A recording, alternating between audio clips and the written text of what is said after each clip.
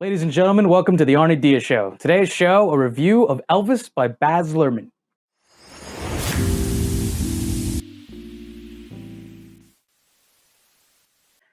Elvis is the story of Elvis, told through the eyes of Colonel Tom Parker, Elvis's manager, and starring Austin Butler as the title character. Directed by Baz Luhrmann. The story weaves through Elvis's life in a kinetic fashion, as well many Baz Luhrmann movies tend to do. And it was an incredibly thrilling and fun ride to me. Albeit a little long, I did thoroughly enjoy this movie. Austin Butler is truly a revelation as Elvis.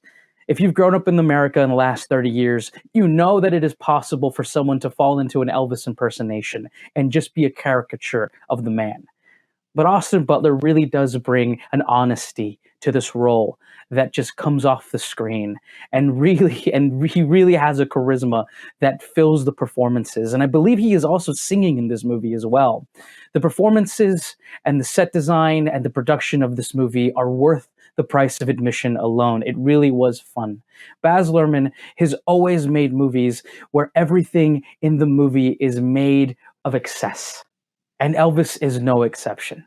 I will say that some of the plot towards the first act of the movie, it moves quickly. And it moves so fast that there are definitely moments where I just couldn't believe we were going from point A to point B so quickly.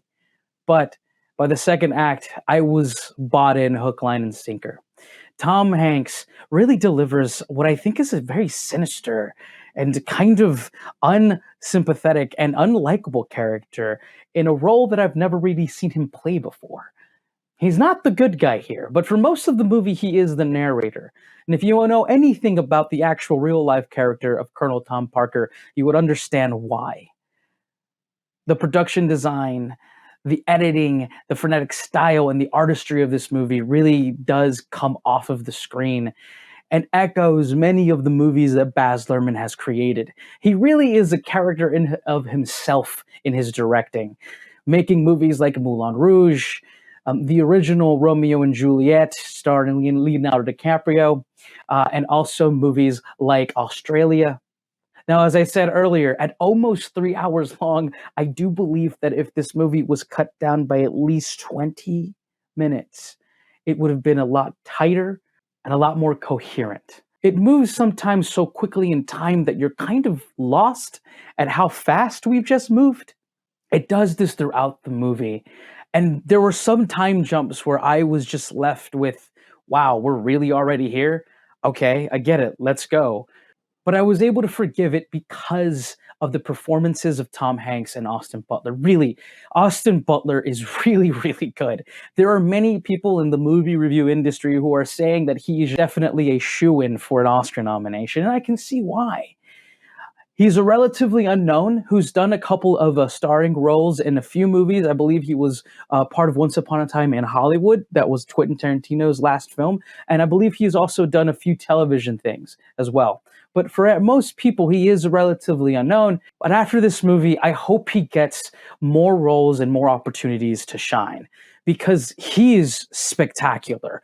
His role as Elvis is not, as I said earlier, his role of Elvis is not a caricature, but he really does embody what you think the man could have been. And the way that he transforms through time, informing the aging of Elvis, really works as well. And that's not a small feat for an actor. Really, he does an amazing job. Should also point out this, with Elvis, there's a lot of controversy about the fact that he was actually using a lot of Black American artists' music and not giving them proper credit. And also the way that he danced on stage was a direct mirroring of Black artists at the time. And a lot of his influences were, quite frankly, complete direct influences from Black American artists. This movie definitely tries to, at the very least, show that and show the fact that Elvis was not only influenced, that he was friends with those artists and he was openly influenced by them. Now, some may say that this movie doesn't do enough, and I can understand that. I am appreciative of the fact that this movie does at least try to do that, because it's a very important part of that history. Elvis did influence music. And by that, and even greater, he influenced American culture. It's important to at least show where his artistry gained its influences from. And I'm happy that this movie at least tried to show some of that. Again, this movie is a little too long. Don't drink too much water. You're gonna have to use the restroom at some point. I mean, at almost 3 hours long, this one's a tough one to sit through. But the visuals, the performances, the bombastic nature of everything, it really does scream to be watched on the big screen. It was truly fun and I think a really good movie. I give Elvis by Baz Luhrmann a solid 9 out of 10. If it was just 20 or so minutes a little shorter, I really would have given it a perfect score. It is fantastic.